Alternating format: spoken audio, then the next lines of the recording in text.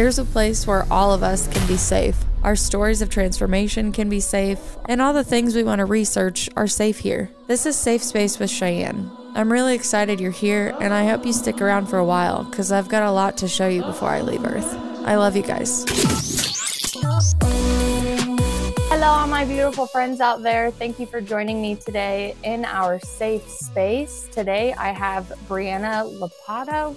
Oh gosh, I bet I messed it up already. I'm so sorry. I'll let you reintroduce yourself. Close enough. It's Brianna Latipo. Yeah, thank you. My worst fear realized I messed up a name. Today she is coming on as the author of Emerging from Darkness, a spiritual memoir and a guide back to the light. And I just recently started this book because she so graciously sent me a copy when I asked to interview her. And I'm telling you, from the beginning of the chapter, I felt very seen and very connected. So she has come on today to not only share her story, but share her light and her mission to help others. So thank you so much for joining me today. Thank you for having me. I'm delighted to be here. I have so many questions, and I really hope I can just get them out all at one nice, easy flowing sentence for you. Me knowing your background as far as like where your childhood starts, do you want to start in the beginning with obviously feeling different and intuitively knowing? Sure. Yes. So I was a strange child born into a deeply religious family.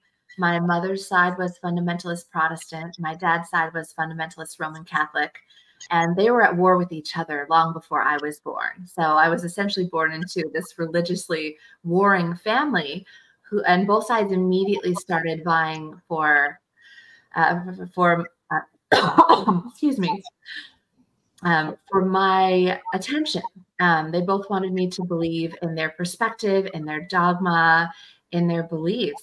And I was the kind of kid who was born talking to angels and having visions and talking to my guides. I had no idea it was unusual. When you're a child, you define the world through your own experience. So I just assumed everybody was talking to angels and their guides. And I would talk to them as easily as I'm talking to you right now. They were always there. And I would see things before they happened. And unfortunately, since I didn't understand that my family wasn't going to take this well, I would share with them what I saw. And they decided that I must be satanic. And they told me so. So they thought my gifts could only have come from the devil, but I must have done something I needed to atone for. So very early on, I was hearing, this is not acceptable. You are not acceptable. Even though very often, well, always actually, what I told them would turn out to be correct, whether it was something that I read in another person's energy and picked up in their field, or something that hadn't unfolded yet in our lives. And in retrospect, now I realize it scared them. They were reacting out of fear. But because the people that were supposed to love me unconditionally told me that I was evil and dark and unacceptable, I did my very best to shut down those gifts as a child, and it put me on a very dark path. I love that you stopped right there, because I just wrote a quote from that part of the book where, you know, the lights went out. And I think it's a really relatable way that you wrote it, because I know that there's so many children that go through this, whether, you know, maybe it's not to the extent where like they see angels and they're talking to their guides and stuff, but I know that there's between probably like the age of 1 and 7, more up between 5 and 7, a lot of kids do have a lot of natural intuitive impulses that are shut down by the physical world. So the quote that I pulled out, you said, I began to suppress my gifts in earnest, believing that perhaps if I were more like them, they wouldn't torment me anymore and I would be safe. And just like that, my light began to go out. And when I read that, I was like, oh, my heart. Because I don't know like the actual age, but I assume it's between maybe like 10 and 13, 14, 15, somewhere around there. Like, when did you just get tired of kind of being demonized by the people that were supposed to love you? And you're like, okay, I'm just going to put my head down and fit in and listen to what they say. That's a good question. It's sort of a moving target because the farther I get away from it, the harder it is to pinpoint. But if I really go back to the moment that I gave up and I just didn't want to fight with them anymore, I think it was probably around 9. That feels right. Because of course it was a process. There was when I was little, I think for all of us, when we're little and we look at our parents as these beautiful, benevolent beings that are supposed to care for us, we just trust, right? We put our well-being in their hands. And so if they denigrate who we are, it's obviously very painful, but we believe it, right? We have no reason not to. So I think it was about the age of 9. I had tried so hard. I felt like I was checking all the boxes that were important to them. I was going to church with them. I was the perfect student. I was never disruptive. In fact, I was nearly silent because it seemed everything I said triggered somebody. And finally, none of it was ever enough. So I just stopped trying. And I think it's honestly still really powerful that you're like, okay, well, I'm still just going to try to be as good as I possibly can for you. In your mind, you're like, if I do what they say, I'll be safe. But most people react negatively and start being rebellious and pushing back. And you were like, well, I'm just going to get the good grades, be the good church girl, and listen to what you want from me. And I did not go that route with my story. So when I read that, I was like, oh, like when you hear something, you're like, I wonder if I would have done that, how that would have, what pathway that would have been, what multiverse would I be living in right now had I done that? So I also thought it was really powerful, given the level of spiritual intuition that you had, the level of energy that you had and perception you had at your age. And then still you were like, okay, well, I'm still just going to be good and do good. I just think that is profound because, again, that was not my experience. Oh, thank you for saying that. But honestly, that didn't work either. It was no more effective than the other way would have been. And I did get to a point later where I became more rebellious and decided to just push back in every way. That was part of my dark journey. But at the end of the day, neither one produced the result that I wanted. I wasn't safe anyway. I wasn't happy anyway. And I was absolutely hiding myself. And it took me a good 30 plus years to learn that the only way to have true joy and be in true alignment and true divine gratitude is to be who you really are at a soul level. And to do that, you have to strip away all the trauma that creates ways of interacting with the world that are not actually yours. That is truly powerful. And I feel you 100% on that. You are right. And I want to bullet point that right there because I do have some questions I want to come back, but I will skip so far ahead and miss the rest of the story. There was one of my favorite parts in the book where I was reading where you were younger. And I know you obviously didn't use chakra terminology when you were 9. That's something that you later learned the knowledge about, went back and went, oh, the energy was going through my root, my sacral, my heart, my solar plexus. And I love that you noticed that it got stuck in your throat, for one, because I know throat chakra trauma is a huge thing in the world, whether it's feminine or masculine collective. But you did these exercises as a child, just again, intuitively, where you would root your feet into the ground because you needed it to release from your body and push up through your crown. Do you have any memory or insight into what made you know to push that energy out that way? It was mostly trial and error. I remember feeling overpoweringly like I had to sneeze. There was just something, there was energy. It was a big ball of energy and it just would get stuck. It wouldn't go anywhere. And it was really frustrating. Because you know how it feels when you need to sneeze or you need to cough or something needs to come out of you. So it was very biological and primal. And very often I would yawn or begin to yawn. In fact, it may happen right now. Forgive me if I yawn. It's the way that I transmute energy, so it's involuntary. Mm-hmm. And I would start to yawn, and if it wasn't quite deep enough, the energy would get stuck right here. And it was so frustrating. So I remember trying to unhinge my jaw like a python and make myself yawn. I remember doing jumping jacks to try and shake it out because I didn't really know what the problem was, but I knew I needed to move this energy. So finally, I should tell you that I spent a lot of time in my childhood running away from my family. And we lived out in this beautiful area on a kind of a ranch-like property with a lot of outdoor space. So I used to run away and find myself a little place in the valley nearby where I could be alone.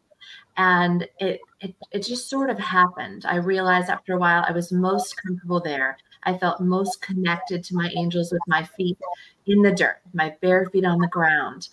And without the energies of other people, namely my family, interfering with my ability to feel, if I closed my eyes, that energy traveled freely.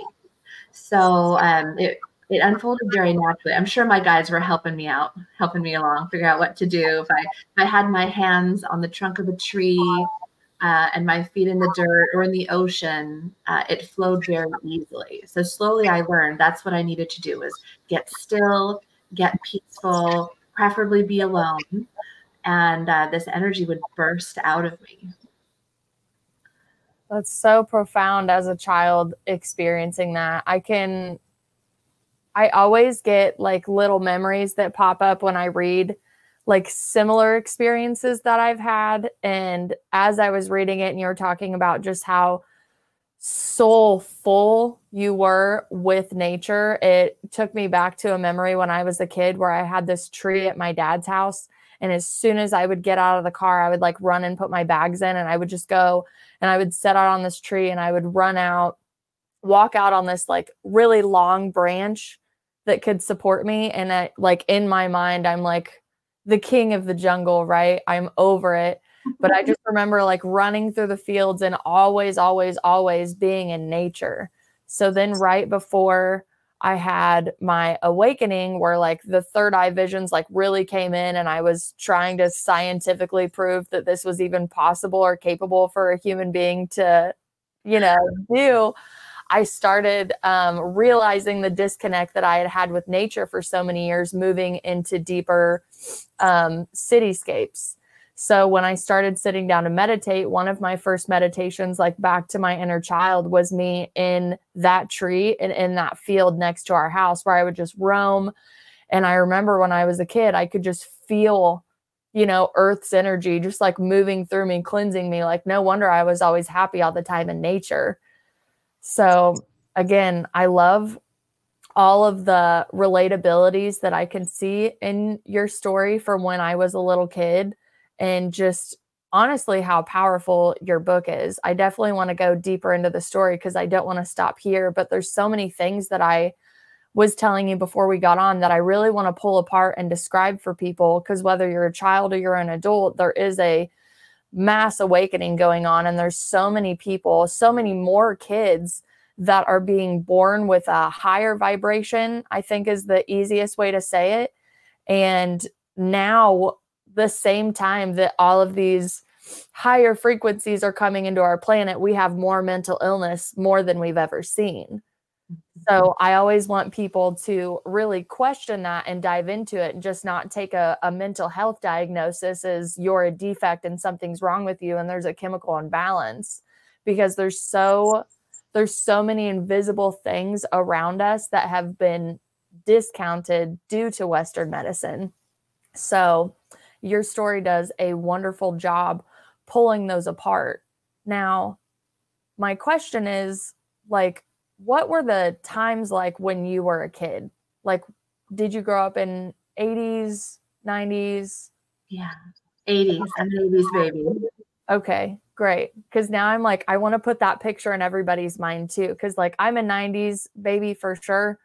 And I definitely got my hit in the teenage years of the 2000s. But even when you go back further, it's just, there's no internet, there's no information, there's no way for you at this age to go on and be like, why am I seeing this? Or can you talk to angels? Like there really isn't a lot of research that you got to do back then either. So I love that because of that, you had to rely heavily on your intuition and the feeling in your body when something felt right or felt wrong.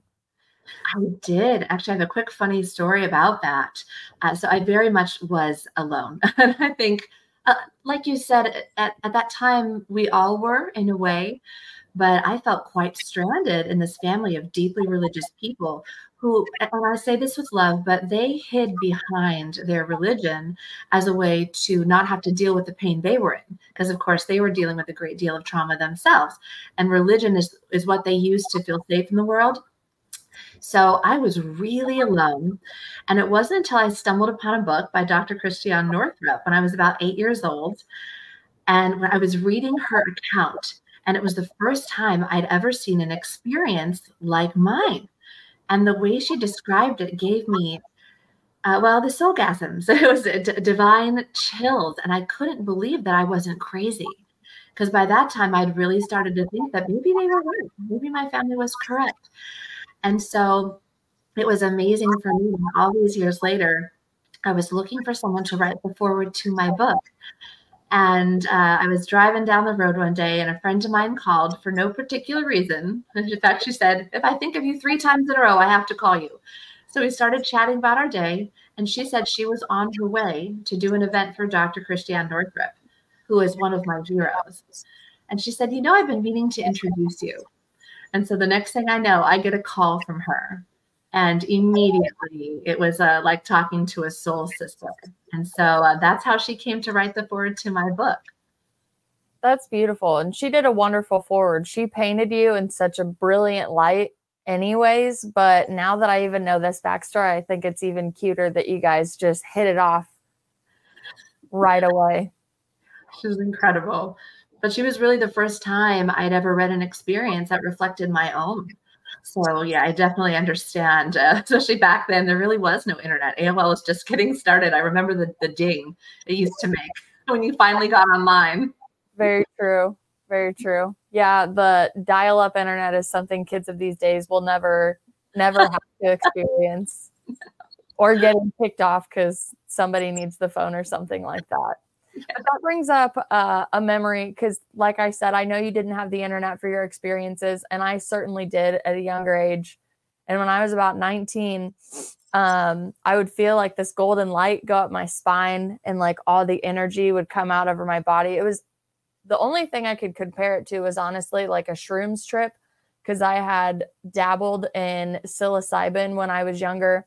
My friend gave it to me one time. He said, "You'll see a bunch of really cool stuff. Check it out." So I did because I'm curious to a fault.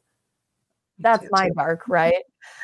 And I remember like one being released from my suffering under the shrooms trip. And I was like, oh, this is so wonderful. I'm going to go sit out in nature and I'm going to go talk to Jesus.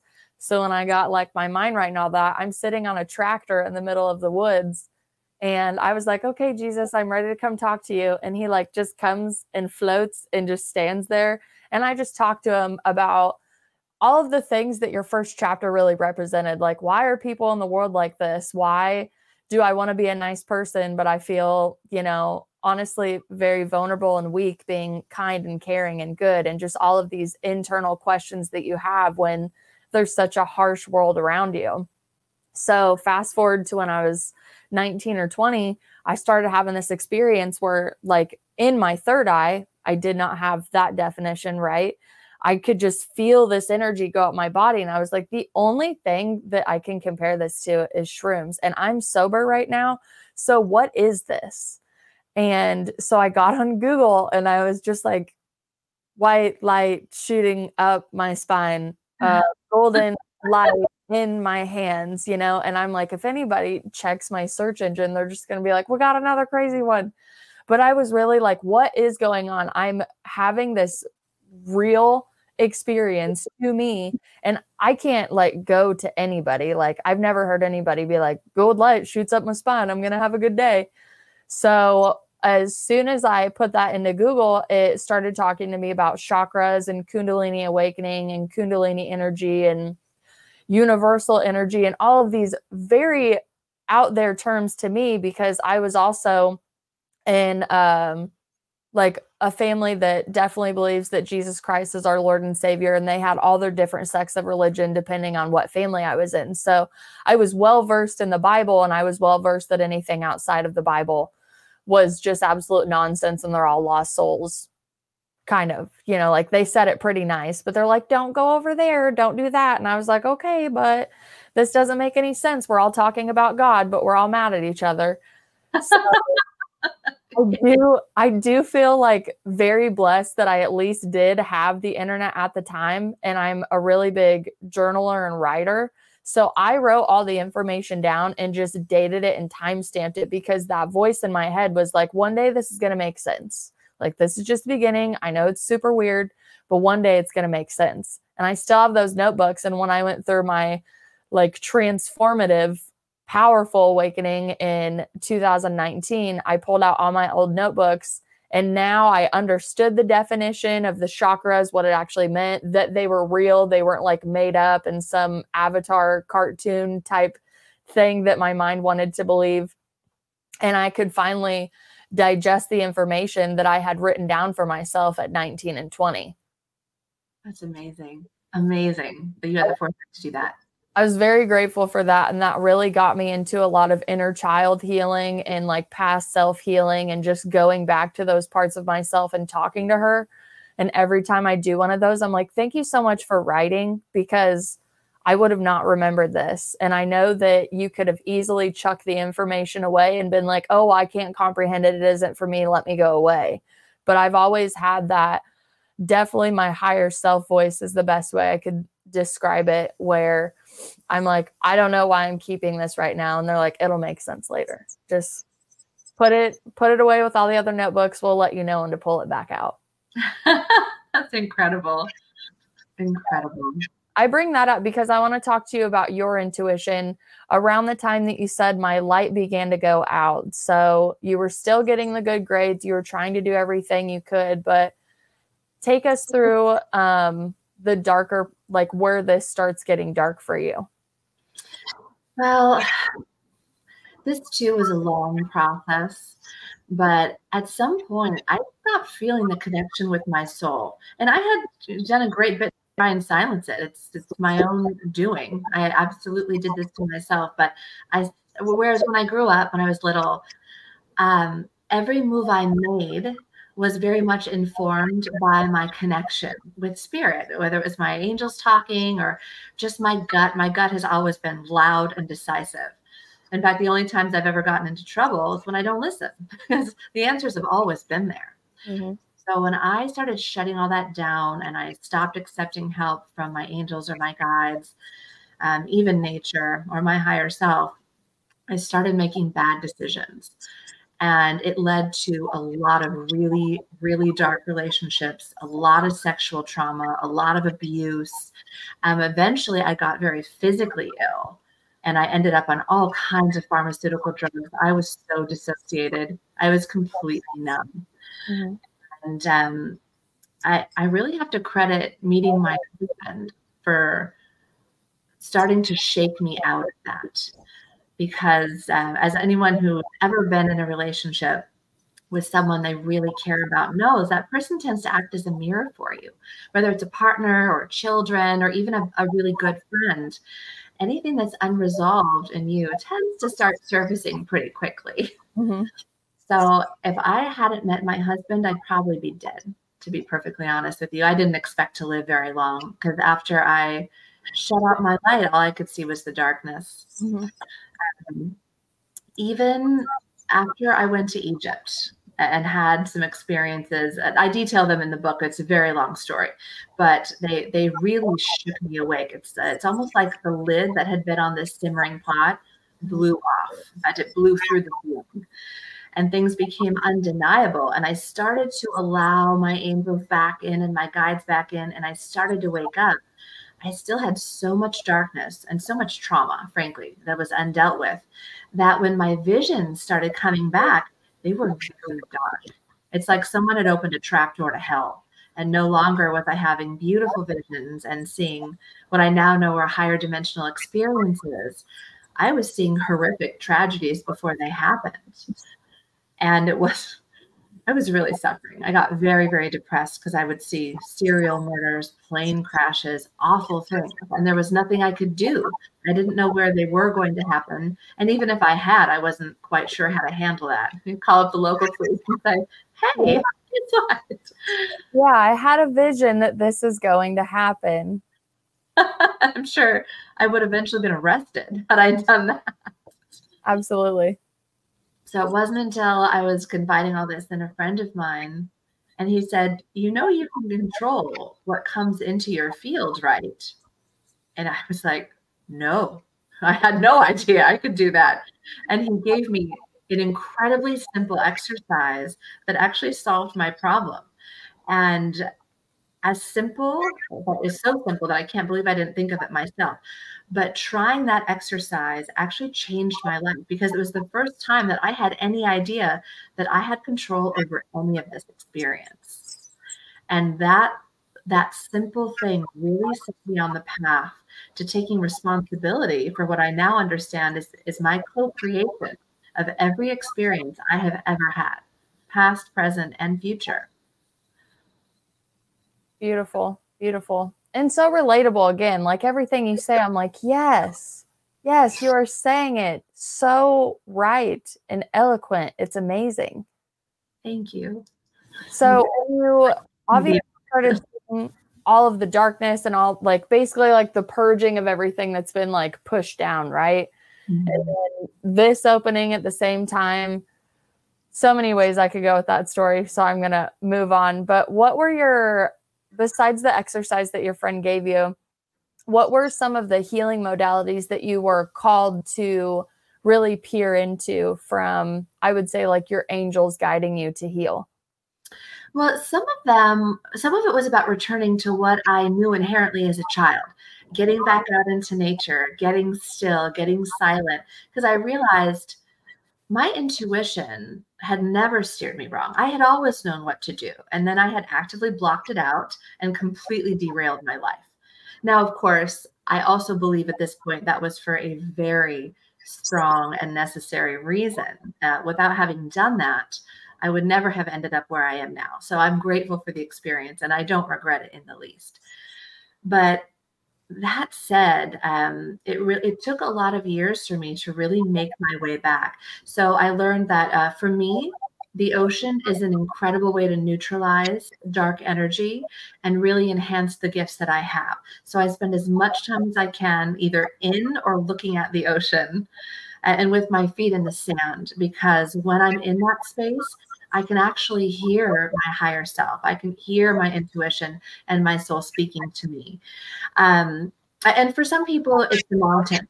For others, it's their garden. You know, it's whatever calls to your soul. And then another thing I knew inherently to do was turn off media, whether it's TV, social media, even there were types of music I had always listened to that there was some little voice inside me saying, this is not good for you. This is introducing frequencies that are counterproductive and ultimately destructive to your awakening. So I slowly started to listen to that voice. I started to, I had, as I mentioned earlier, I got really, really sick for a number of years. Mm-hmm. And of course, no doctor, and there were dozens. No one could ever figure out what was wrong with me. So they gave me so many different drugs and I took them. Well, at some level, I didn't want to know, and I wasn't ready to deal with what was really wrong yet. So I took them, and I ended up completely dissociated. And ultimately, there was a moment, it was around Christmas time, and I was so sick and so out of it that I could hardly be present for my baby son. And I realized that I was going to die if I stayed on that path. And that if I wanted to heal, I needed to walk away from Western medicine and take responsibility for my own health and healing and wellness and my own journey. So I got away from all medications, all drugs, all stimulants, all depressants. So coffee, sugar, alcohol, everything, because I wanted to hear that voice inside of me. And I knew that all of those things were creating distance between me and source. So I started moving away from all of that. I stopped watching Netflix And I'm not denigrating anyone's experience. Mhm. By the way, this is just what became apparent for me. I knew I needed to get silence around me because I couldn't hear. I couldn't see. I couldn't sense. It was like radio or static, like old school TV static all around me. And then you have people everywhere telling you what is best for you, whether it's newscasters or people on social media, these influencers. But the truth is, we all know what is best for us. None of us need to be told. It's about finally dropping into that space where you can really hear yourself at a soul level. So those are the things that I kind of knew to do.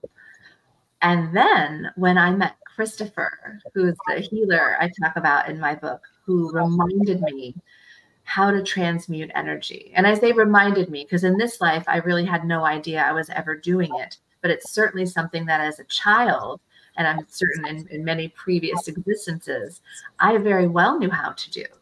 And it was the key to releasing my trauma. And he taught me some new things, or new to me anyway, that have helped me so much. And most of them are things I still do every day because there are always layers to peel back. This is a journey.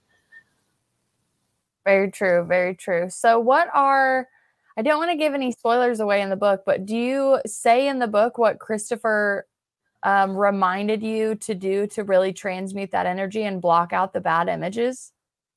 Yes. Now, that being said, every experience, probably with any healer, to be honest, but I've come to realize that any experience with Christopher is completely individual. My husband had a remarkably different experience than I did. It was also incredible and very transformative, but the things he does and remembered and went through are totally distinct from my own experience. So I do detail my experience in the book, very much so.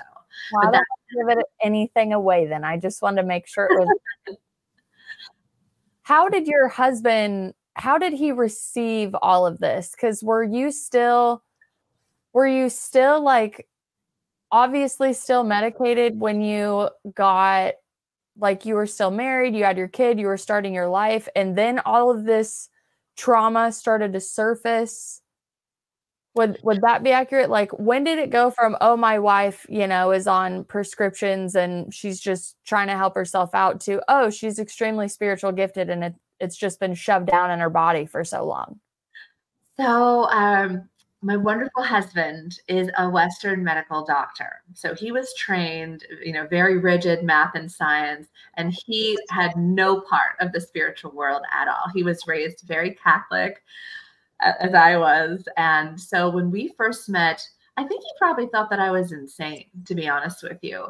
On our first date, we were having lunch, and the server came over, and it was very evident to me, because it was all over her field, it was in her energy, that she'd had a rough night. She was going through a breakup. She was having trouble in school. And I just blurted these things out. Didn't really mean to, but it was so obvious to me. So I said this to him, and he looked at me like I had 3 heads. But being the incredibly curious, inquisitive, and brilliant guy that he is, he decided to start interviewing our waitress. So every time she came back to the table, he'd ask her a couple more questions. And of course, everything that I had said turned out to be true. And I could see him trying to make sense of this in his mind. And it certainly, it's not something he could resolve with his medical education. So he got curious. And so it was many, many years. How many years was it?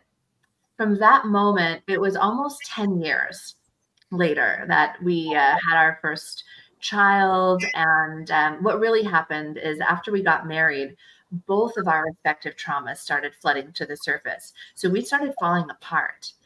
And it was ironic because we are so crazy about each other. I've never experienced a love like this, and neither had he. And that's still true, by the way. Now it's been 20 years, and he's still my favorite person. But we both had incredible amounts of damage, and a lot of it was sexual trauma, which is very tricky once you get into an intimate relationship. So our marriage started falling apart. And so that really started to happen even before I got sick and had my son. So he knew that I was this type of person. He knew that I had some gifts, even though I was actively trying to deny them. He tells me now that he never thought that I was quite human, which these days I take as a compliment. But back then I did not.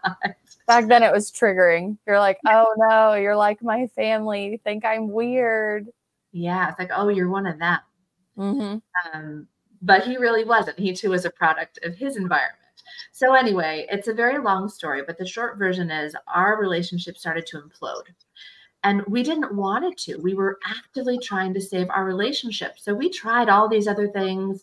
We tried traditional therapy and programs like Landmark and Avatar and whatever self-help we could get our hands on. And we're both academics. So we read everything we could find. We studied every world religion there is in a desperate bid to understand and to fix it. And we didn't even know at the time what we were trying to fix. So by the time I figured out who Christopher was, we were on the verge of divorce. In fact, I was having a breakdown one day to a friend of mine, same guy who taught me the simple exercise about how to control the energy that was coming into my field. And that day, he had taken on a new partner in his practice. He's a healer too. And that guy had asked if he could sit in on my session. And I said, sure, help yourself.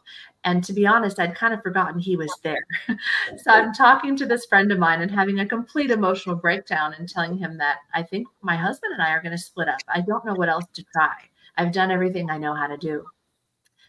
So then this little voice in the corner pops up and says, excuse me, I know we don't know each other, but I have someone I think you should meet. And he described Christopher to me. They had gone through 20 years of healing, training, and practice in many different modalities together. And he said, well, he's kind of out there. So maybe you should read his book first and see if it resonates. And at this point, I'm willing to try anything. So I ordered the book on the spot. And when it arrived, I didn't even open it because his photo was on the cover. And I had the deepest soul resonance with this person I'd ever had with anyone other than my husband. And so, long story short, I described this to my husband. I got in touch with Christopher and we spoke on the phone, and I knew him. I couldn't even tell you how, because at the time I was pretty shut down, but I knew him.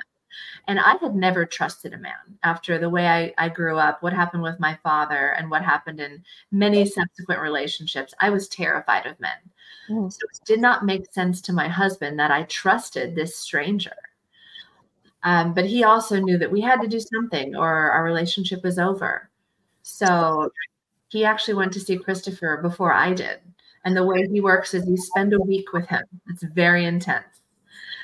And what I saw in my husband, who, and he wouldn't mind my talking about this. He's written his own book and spoken publicly about what he went through, but he was so traumatized that any tiny bit of stress would trigger complete paralysis. He would freeze and his soul would leave his body. He would disappear. So it was like being married to Dr. Jekyll and Mr. Hyde. And it was terrifying because this incredibly beautiful, wonderful soul would become very cold and very scary. So he went to see Christopher on a Monday. And when he came back that night, something seemed a little bit different, but I couldn't quite put my finger on it. But he was playing with my kids and smiling, which he never did. I don't think I realized till that day he never smiled. And he'd always had a dark entity attached to him since the day I met him. And the entity had moved with him a little bit. And then by Wednesday, his eyes were so bright, I felt like I'd never seen his eyes before. And he was laughing. And I couldn't believe it. This man, it was so stoic with laughing. And the entity was now a couple feet off of his body. So still present, but far. And by Friday, this entity was gone. He was completely present. He was the man that I always knew was here because I could feel his soul, but he was never able to actually be that in the world. And I was blown away. And that's actually what made me go see Christopher. So in a way, Joe and I have taken this journey together. So I do think he thought I was crazy for many years, but not anymore. I love your story. Again, I have some relatable things, like when my husband thought I was crazy too. like, I'm pretty sure you're crazy, but I love you. I fell in love with your soul, and we're going to figure this out together. And that was 5 years ago. And he has come a long way from the very left brain, masculine, logical, if I can't see it with my five senses, it's not real mindset. And now with all the experiences he's had, he was like, I'm going to do my own research on this. And even this morning, my sinuses were just so clogged up, and I'm like, this is out of nowhere. Like, I have an interview, and I want to be able to speak really good. I don't want to, cough or sneeze or anything. And he's like, oh, just do this exercise really quick. Just grab the top of your nose and this right here and hold it for a minute. And he stands there with his watch and he times it for a minute. And he's like, if you need to do it again, you can do it 2 more times. And that's usually my role, is to have some really cool EFT body function, breath work, juicing recipe to make everything right in your body. And he was like, oh no, I got you. He's like, I've been watching these videos from this doctor. And I was just like, you're so attractive right now. Like, I love you so much for teaching me something, and like, making sure it's me taking the power back with my body and helping myself. So I'm always interested when I meet such a strong feminine that really steps into her power, claims her gifts, no matter what. And then I'm always curious of like, what man is standing beside you? Because that has to be a very, very strong man, willing to go deep into his own stuff, but also be there for you to come back together. So you said it's been 20 years? Yes. And it's been an incredible journey. And Joe, he is so remarkable. He's always been brilliant, but he was dealing with such a level of separation consciousness when we met, as was I, that to see his journey and watch him go from someone who thought meditation was nonsense to someone who just a couple weeks ago was on Tucker Carlson in his capacity as a public figure, talking about the darkness and the frequencies underlying the behavior we're seeing unfold on Earth, has been a pleasure and a miracle and an honor, because that man is the leader that, frankly, I think the world needs, or one of them. Of course, we do this together, but I am so proud of him, the way that he has really awakened and embraced the things that he doesn't know. And instead of approaching it with fear, like both of our families did, he approaches it with curiosity and an open mind. And of course, that's a lot easier once you're back in alignment. So stripping the trauma away makes that less of a chore, but I am so proud of him. That's beautiful. I'm so glad you shared that. And good for him for being on Tucker Carlson and being in front of that many views, being able to speak like that. Because I know this terminology is becoming more mainstream and more normalized, which I'm very thankful for. Because again, years ago when I would study it, I'm like, if I talk to people about this would just be crazy. They wouldn't believe me. And I had one friend I was with, where was I? I was standing in a parking lot in Nashville, Tennessee, and we were staring up at the stars. And he said, can I tell you something? He's like, usually people look at me like I'm, kind of out there when I tell them this. And he goes into this like very theatrical with the hands and pointing up at the stars. And he's talking to me about universal consciousness. And it was the first time that I had ever had it presented to me that way. And I am not awake. I am very separated from mind, body, and soul, many soul fragments floating around. But anytime this guy spoke to me, like my intuition was always like, listen, because he's got something for you. He doesn't even know what he's saying to you, that it is for you, but it is for you. It's kind of one of those friends that pop in and out of your life. And he gets to a point where he's explaining basically, like the union of the cosmos coming together and how we're all collectively connected, like the collective consciousness, which is so profoundly known today, especially through Instagram hashtags. But he holds his hands up in the sky and he looks over at me and he goes, are you still with me? Do you get what I'm talking about? He goes, because this is usually where I lose people. And I'm just like I'm eating all of this information up. Like it's exactly what I need to hear and not necessarily understand at the time, but like bookmark this, you know, they come back and they're like, you'll need this for later. Just keep it. You'll need it for later. And I still, like, as vividly as I can see it in my mind, just how excited he was to, like, not necessarily understand this concept, but it was one of his curiosities through his own personal experiences and whatever information he had come across that he was revealing to me.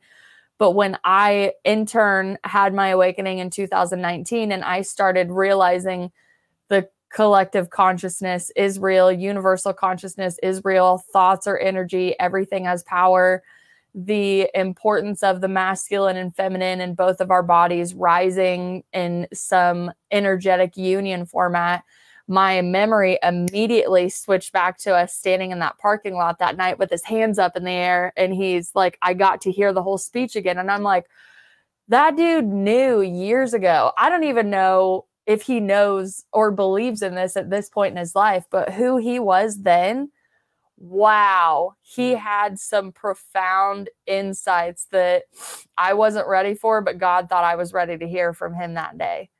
So even through like the healing process, like the retrospect, when you're going back in, like I love the memories that'll pop in and be like, we've been tapping you on the shoulder. We've just been using other vessels for many years.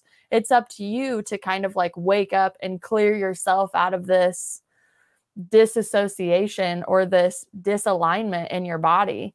And I say that story because you've been with your husband for 20 years. You guys have been through the ringer multiple times. I love that you're like, I'm so proud of him. He's my favorite person, watching him grow.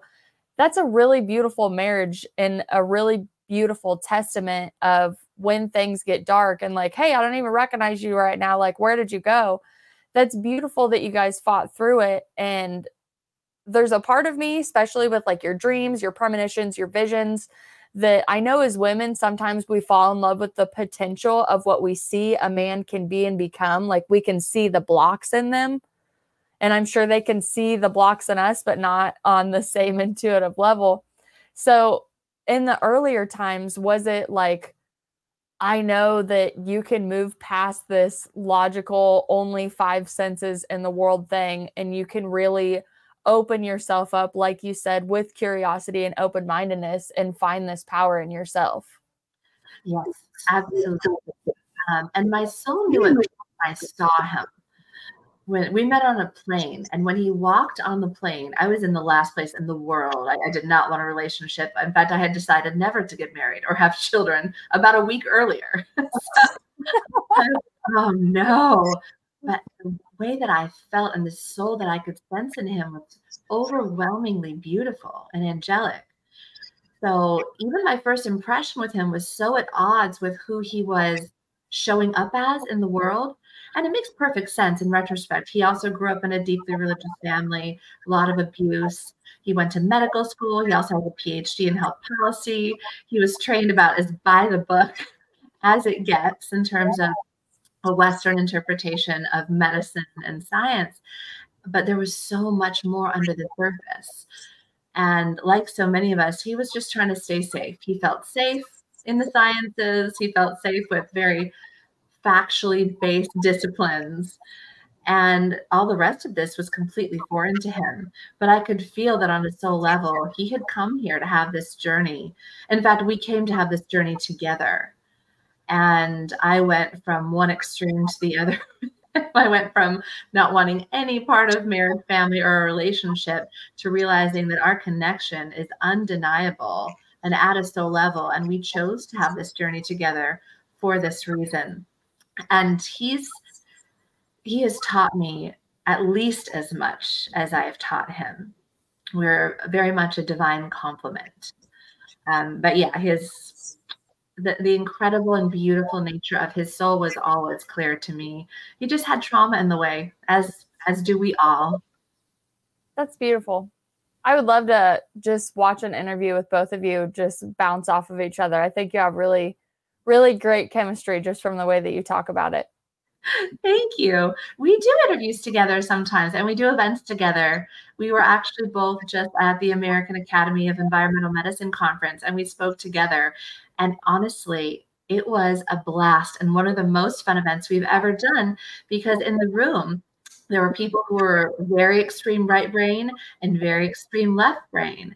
And so it was, I think, a new experience for everybody because we are such polar opposites. So we often arrive at the same conclusion, but we take very, very different pathways.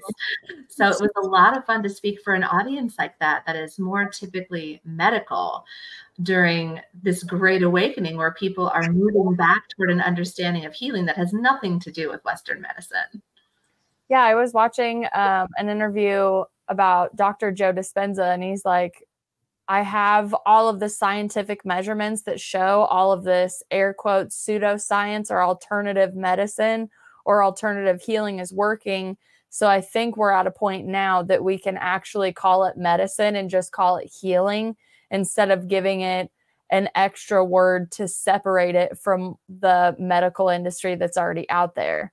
And I thought that was profound and definitely needed to be said with a lot of, again, the expansion of human consciousness going on, people waking up and not having the Instagram idea of what a spiritual awakening is, right? Let me grab some crystals, let me meditate, and the universe is going to put my life in my lap, and I'm just going to claim it as mine. You know, there's so many dark things that you really do have to go through and purge, and it's almost like a life review while you're still living. That's what I told somebody one time because I didn't know how to describe going back through all of the traumas or the disassociated parts of your life. Like, you're like, you got to go pick those pieces up too. So the title of your book says, "And a Guide Back to the Light." So for anybody in your circumstances needing your book, what is the advice without spoiling any of the endings of the book? Because I definitely want people to go get it for themselves. What helped guide you back to the light? Whether it was Christopher, the intuition that you always knew, like what were some other things that you think people need to hear today to really guide them back to their own light? Well, it was definitely a series of things that helped me along my path. And part of it was absolutely Christopher. Part of it was absolutely meeting my husband. Part of it was going back to Egypt, where I had been so strongly called and had no idea why.